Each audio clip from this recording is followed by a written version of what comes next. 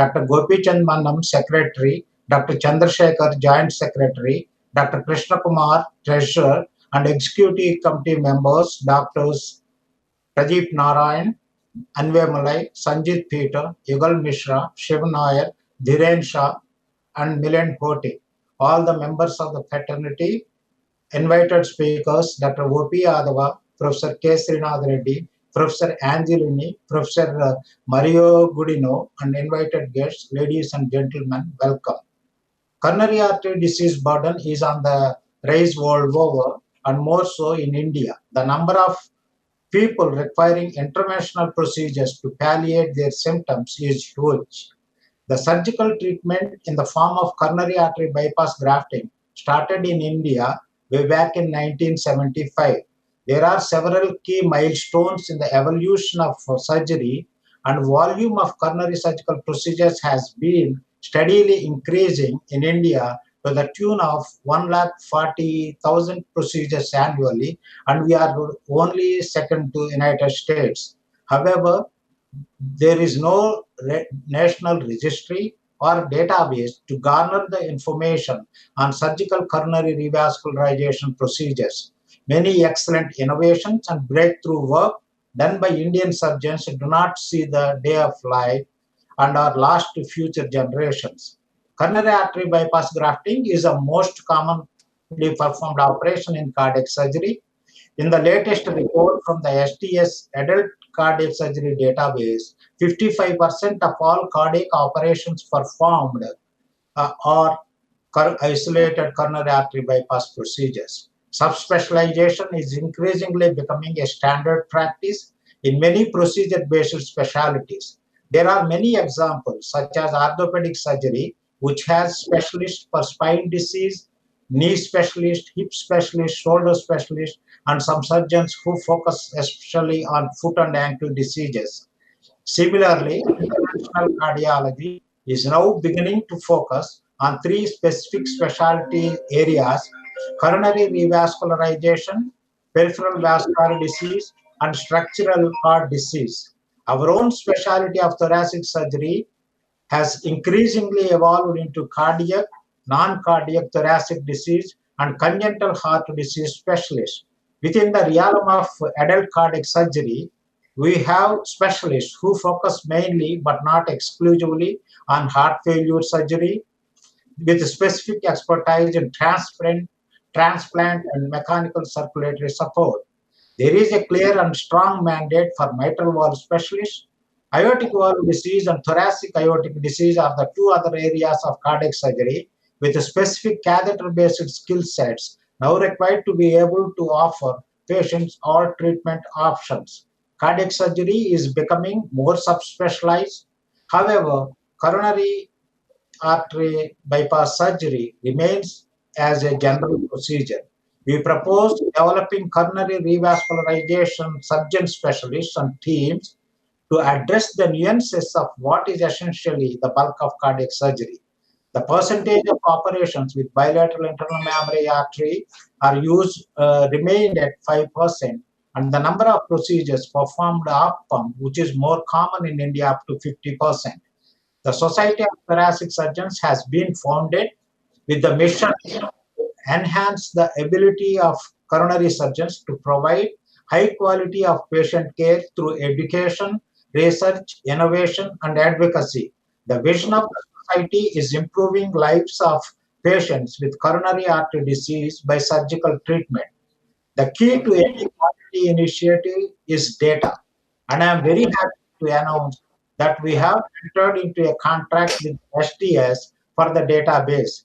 Every member of the SCS will be privileged to have access to the most reputed database of the world, and this collaboration will be declared soon by the president of STS, Dr. Joe Virani, today, and will forge a new path for academic Indian cardiac surgeons. The database of SCS would be a quality improvement initiative, much directly accessible and participated by individual coronary surgeons as a way to improve quality and patient safety. I take this great opportunity to once again welcome you all to the inaugural function of the Society of Coronary Surgeons and place on record our sincere gratitude and appreciation to His Excellency for accepting our invite to formally inaugurate the society. Thank you. Thank you, Dr. Lokeshwara. Now, it's my privilege to introduce Honorable Vice President of India, His Excellency Sri Venkaiah Naidu Garu. You may all know that while some people derive value out of the position that they hold, others bring value to any position that they are in. Sri Naidu Garu is one of those rare individuals who brings value to any position that he holds. We believe he does that through some of the following attributes. Apart from hardworking nature, he sticks to the principles deeply rooted in doing the right thing in life, whatever the consequences may be. However, this did not come in the way of working with all parties during his political career. In fact, he has very good friends in a lot of individuals who doesn't belong to his party. They're all from other parties, yet he had issue-based differences of opinions with them. Second one is developing and holding a long-lasting friendships. This I've witnessed personally. The friends are his main strength, and he is theirs.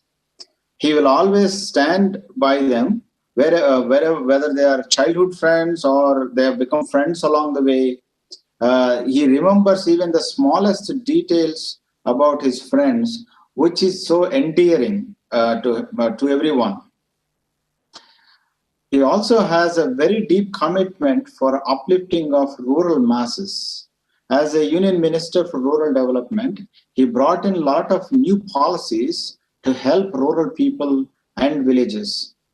He also started a not-for-profit foundation called Swarna Bharat, which is dedicated for 360-degree rural development. This is funded purely by Sri Naidu Garu, his family and friends. He has not taken any help from any government body for the activities of the foundation. It is also non-political. No politics will be discussed in the premises of the Swarna Bharat. Through this activity, more than 70,000 rural youth got vocational training and skill development. More than 1 lakh of people availed specialist health care. This is apart from the normal, regular clinics that are run for routine ailments. As a vice president, during his first 1 year in the office, he visited almost every state in the country. That took some strength. And also, he visited almost all the universities under him in this country. So that shows the commitment towards the education. He has utmost belief in educating masses of India, and through his participation in the academic meetings such as this, encourages the concept of human development through knowledge. So, ladies and gentlemen, without further ado, I request Sri Naidu Garu to give his message to this gathering. Sir?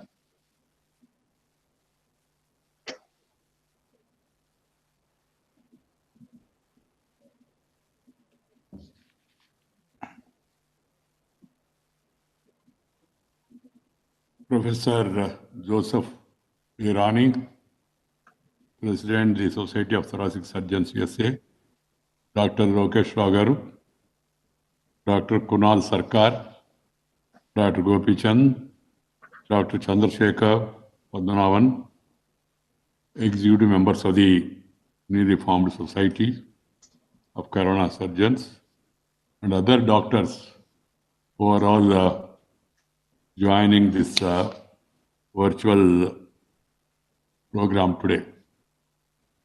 Friends, I am really delighted to be part of this inaugural program of the Society of Corona Surgeons. to be part of this inaugural. I'm given to understand that the vision of this society is fundamentally, as was explained just now, to relate the data and undertake original research in the field of cardiovascular diseases, particularly on coronary artery surgery.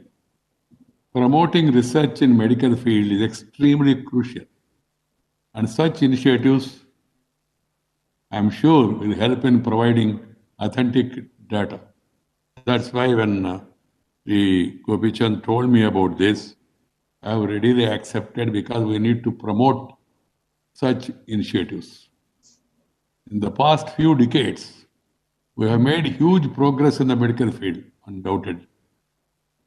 Today, India has emerged as a world-class player in the delivery of heart care, with the second largest number of coronary artery bypass graft surgeries being done in this country. We feel proud of the same. Our capabilities in the healthcare are also clearly established during the recent pandemic. Number of casualties is much lower when compared to some of the advanced countries in the world.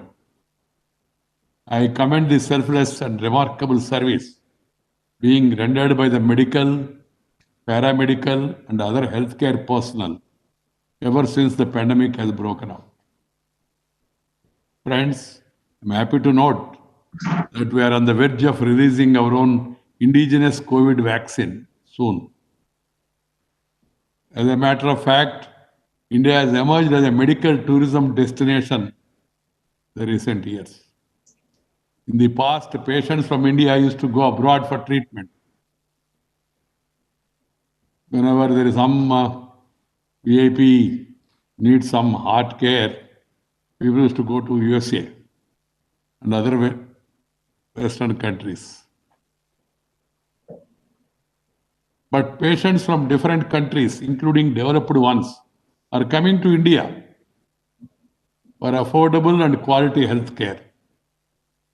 Also, Indian doctors are serving in other countries have earned high reputation for their skills and knowledge. It is said that 1 in every 4 top doctors in the USA is from India. Let me share my observation with all of you on this occasion today.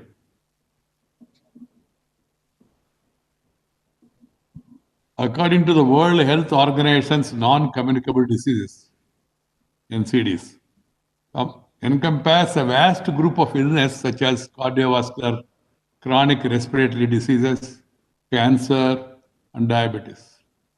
NCDs contribute to around 41 million, that is 71% of all the deaths globally, and about 5.87 million, that is around 60% of all deaths in India. Or in other words, 1 in 4 Indians is at the risk of dying from an NCD. Almost 3/4 of the NCD deaths and 82% of the 16 million people who died prematurely or before reaching 70 years of age occur in low and middle income countries. The rise of NCDs is mainly due to lifestyle changes, such as sedentary jobs, improvement in socio-economic status, leading to unhealthy and irregular dietary habits, high stress, sometimes needless stress also, smoking, and tobacco chewing. Disease like hypertension and diabetes strongly contribute to NCDs, particularly cardiovascular diseases. Sadly, the epidemic of NCDs posing a devastating effect for individuals, families, and communities. With the majority of cardiovascular disease-related deaths occurring in the age group between 40 to 70, the socio-economic costs associated with NCDs make it imperative to prevent and control them.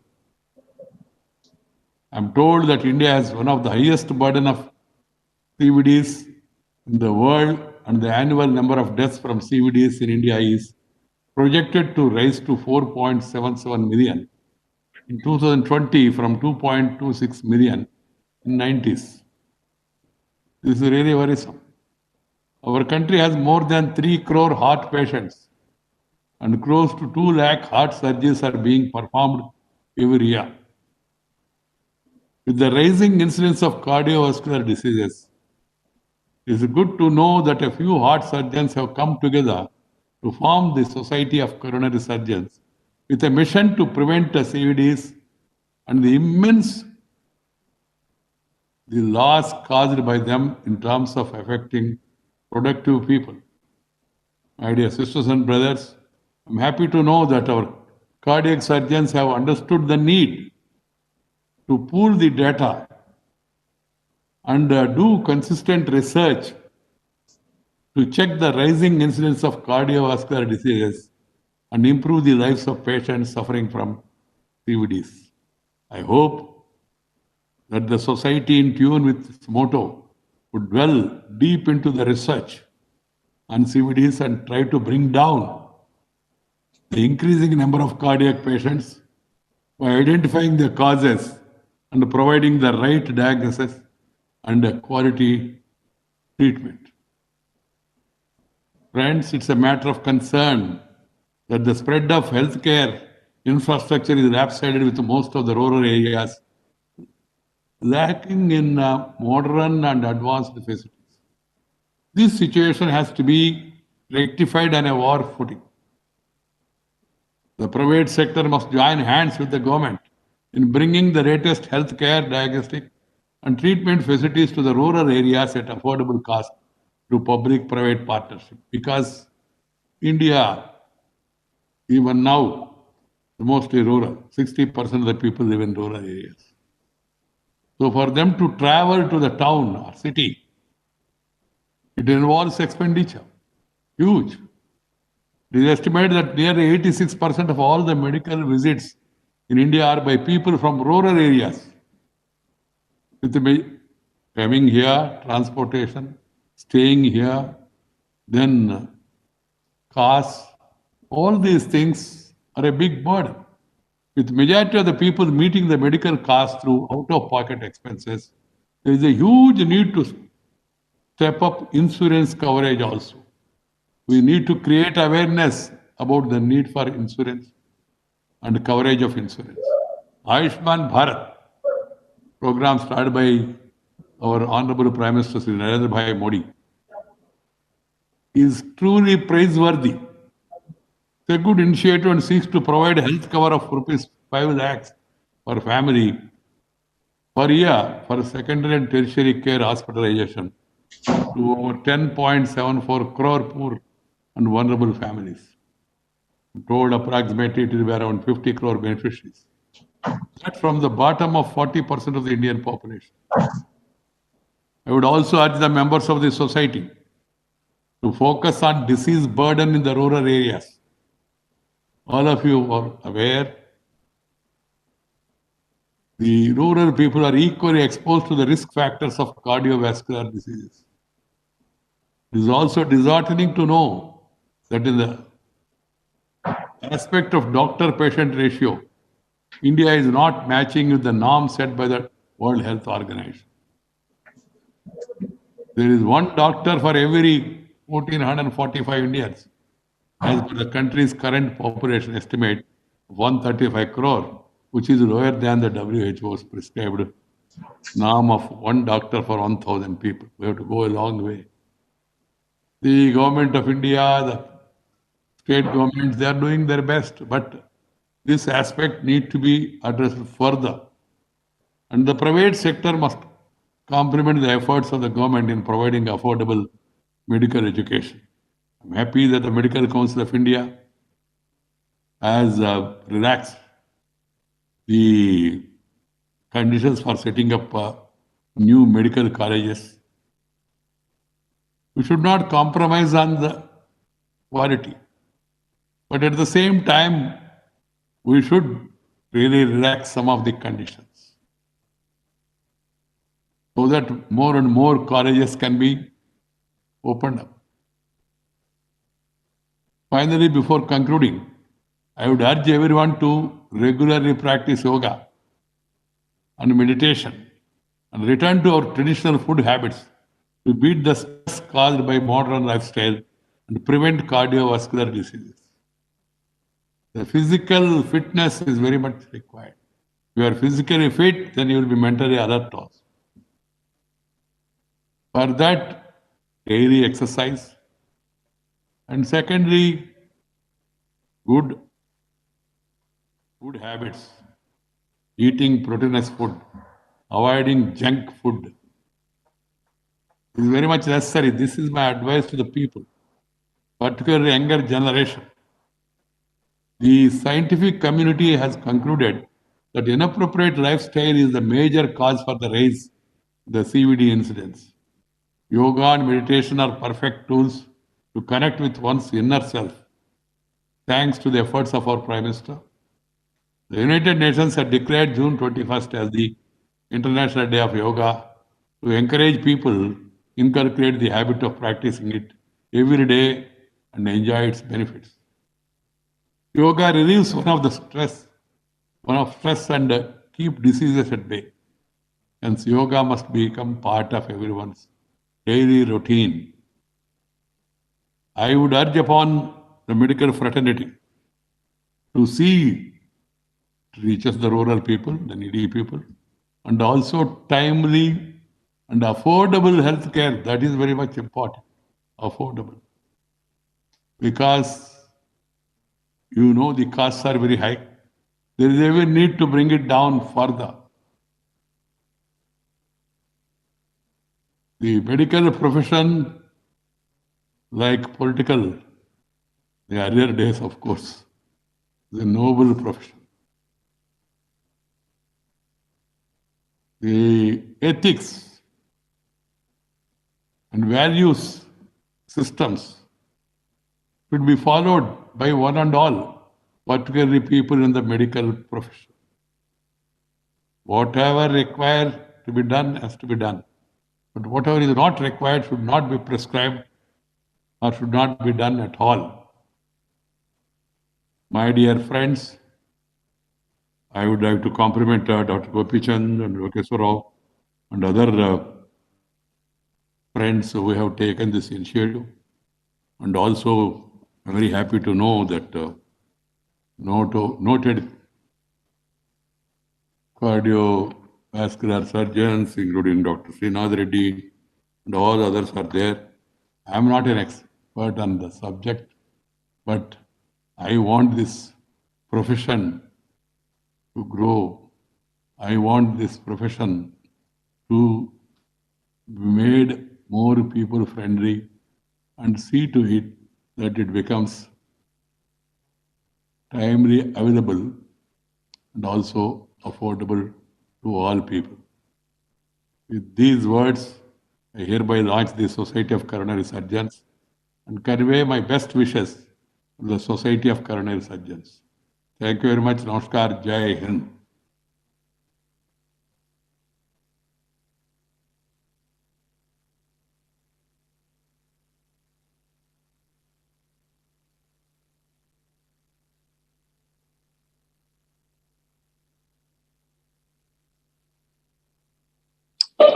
Thank you very much, sir, for those kind words. And we would now ask Anand to unveil the logo and the website.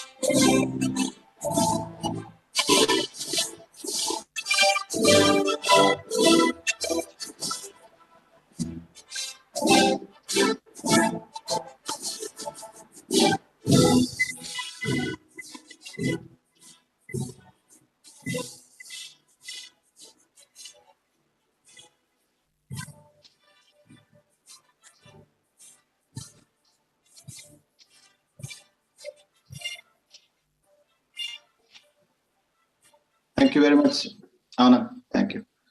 Thank you very much, sir, for the message about the rural upliftment and also narrowing the gap between rural and urban healthcare, especially bringing down the cost of the healthcare. We will also be part of this public-private partnership wherever there is an initiative, sir. And we will ensure that through this society, all these topics will be debated and then come up with some collaborative recommendations and also work closely with the public authorities. Thank you very much for the message, sir. We have Dr. Chandrasekhar to talk on the database that initiative that we have taken.